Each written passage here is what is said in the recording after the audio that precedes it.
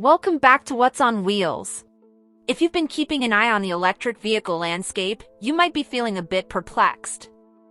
Recent news from major automakers like General Motors and Ford has painted a less than rosy picture for the EV revolution. But before you throw in the towel and declare the electric dream dead, let's take a closer look at what's really going on.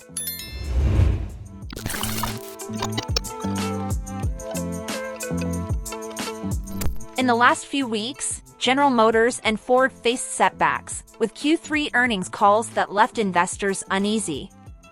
GM abandoned its ambitious goal of building 400,000 EVs by mid-2024, while Ford reported a significant loss on EVs, raising questions about the industry's future. But does this signal the demise of the electric revolution? Contrariwise, what we're witnessing is not the death of the EV transition but a dose of reality. Transforming an industry deeply rooted in internal combustion engines into one centered around software and batteries is proving to be a formidable challenge. It's harder than anticipated, but it doesn't mean the concept is flawed. For example, GM has detailed delays in retooling the GM Lake Orion plant in Michigan for the production of the Chevy Silverado EV and GMC Sierra EV all-electric pickup trucks.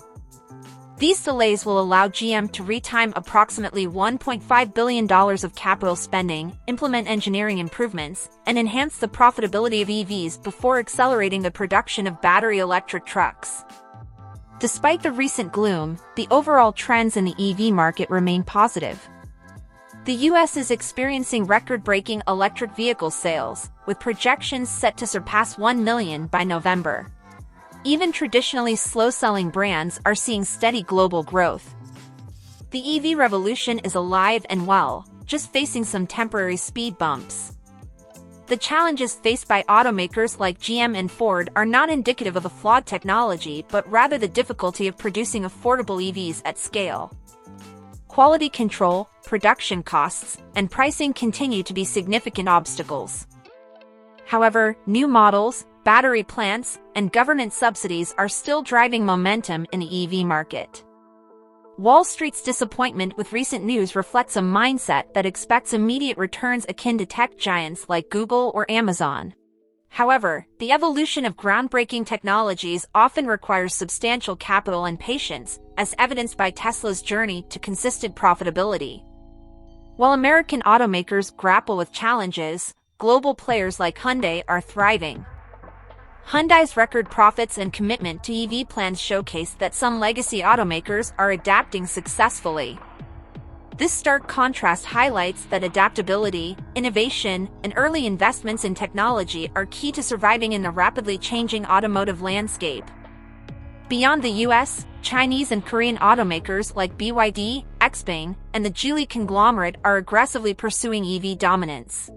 Their approach, focused on affordability, volume, and growth, poses a significant challenge to traditional automakers. The global stage is shifting, and those who don't adapt may find themselves left behind. Japanese automakers, once accused of lagging in the EV race, are now making significant strides. Toyota, the world's largest automaker, is investing heavily in new battery chemistries and solid-state batteries. The industry is in motion, and the sleeping giants are waking up to the electric future. In conclusion, the recent challenges faced by GM and Ford do not spell doom for the electric vehicle revolution. It's a test of adaptability, perseverance, and the ability to play the long game. The transition to EVs is inevitable, and those who navigate the bumpy road ahead with fortitude and innovation will emerge as the true winners. If you remember, we have talked in a previous video about the Tesla anti-flipping agreement that prevent future Cybertruck owners from selling their car within the first year of delivery. Tesla initially included a clause in the order agreement for its most anticipated car, giving the company the first right of refusal and imposing a $50,000 penalty on owners attempting to resell the vehicle within the first year after delivery.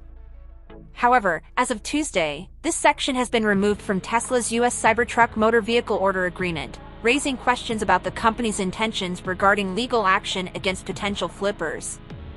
While it's unclear whether the clause's removal is related to the Cybertruck's imminent launch or a change in policy, the provision had sparked debates about enforceability. Similar anti-flipping clauses are not uncommon in the automotive industry, with other manufacturers like Ferrari and Porsche implementing comparable restrictions. With the Cybertruck's substantial reservation backlog and high demand, speculation about flipping remains, but it remains uncertain if Tesla will enforce resale restrictions during its initial deliveries scheduled for November 30th. But have you ever asked yourself about the reason why Tesla ever thought about that in the first place? Despite a challenging week for Elon Musk, Tesla is gearing up for the Cybertruck delivery event in Austin. However, recent comments by Tesla's design director, Javier Verdura, suggest that only the first 10 Cybertrucks may be delivered on November 30th, potentially impacting the expectations of the approximately 2 million reservation holders. This aligns with Musk's cautionary statements about the Cybertruck's challenges, citing the difficulty of scaling up production for the stainless steel-bodied vehicle. Tesla has a history of initially delivering a limited number of vehicles at launch events, as seen with the Model 3 in 2017. Musk has advised managing expectations, acknowledging a slow positive cash flow contribution in the first 18 months post-launch. So don't be surprised if you see a Cybertruck going for hundreds of thousands of dollars, or even breaching the seven-figure mark. So as you can see, even for Tesla that have been doing this for the longest, and with a huge network of gigafactories, are still struggling to deliver their promises. On the other hand, Fisker has achieved a new milestone by delivering over 100 electric cars in a single day, attributing the success to its revamped distribution strategy. The company delivered 107 Ocean electric vehicles on November 16th, emphasizing the role of its own delivery locations globally and partnerships with transportation logistics partners. Fisker's improved distribution capabilities aim to expedite deliveries, especially for customers within 60 miles of fulfillment locations, where a Fisker employee drives the Ocean directly to the customer. Despite this achievement, Fisker's goal of delivering 300 cars per day by the fourth quarter of 2023 remains to be realized, representing a threefold increase. The company had a third-quarter production of 4,725 units and delivered 1,097 Oceans.